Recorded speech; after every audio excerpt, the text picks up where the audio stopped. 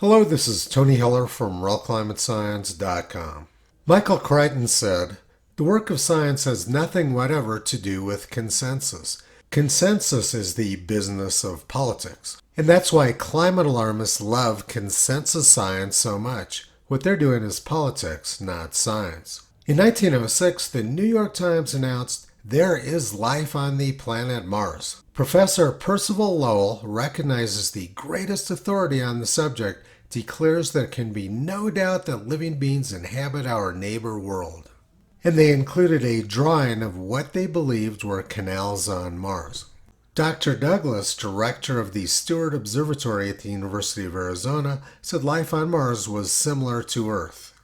Astronomers now quite generally accept the theory that the canals are the product of intelligent action, artificial aids to agriculture, irrigation projects on a scale impossible on the Earth's surface. Nikola Tesla said that he could talk to people on Mars. And Dr. Douglas said he had received a message from Mars. The New York Times determined that Martians were probably superior to humans. Some scientists thought that the purpose of the canals was to signal people on Earth, but the director of the Treptow Astronomical Observatory in Berlin had a different opinion. He said the purpose of the canals on Mars was to prevent flooding because the ice caps were melting there. The New York Times said that Martians had built 2 immense canals in just 2 years, and they had very detailed drawings of the canals which the Martians had built. By 1919, the fact that the Martian canals exist is no longer doubted, even by the most religious astronomer. And by 1921, it was known by scientists that the people on Mars were super intelligent. By 1920, scientists agreed that Martians were a super race and they were far advanced in inventions and science. By 1927, a skeptical professor at Princeton became convinced that life on Mars was real. The noted American astronomer Professor William Pickering said that observatories all over the world had seen the signals Mars was sending to Earth. By 1940, scientists had discovered green oases on Mars.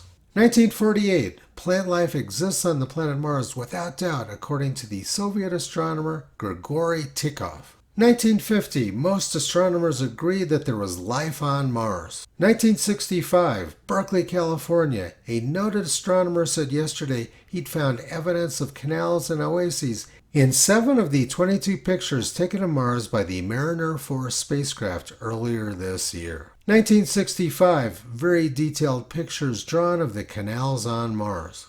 1996, NASA says life existed on Mars. In 1998, NASA was still sticking to their life on Mars story, despite the fact that they had no legitimate evidence to support their claim.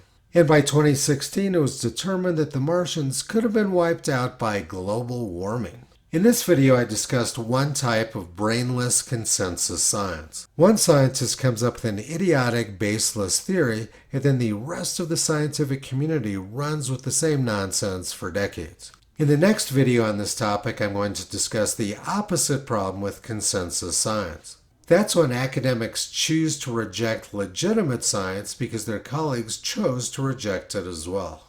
People on the political left tend to view scientists as being some sort of prophets. But Toto grew up in the scientific community, and he knows that most of the time academia is little more than a clown show.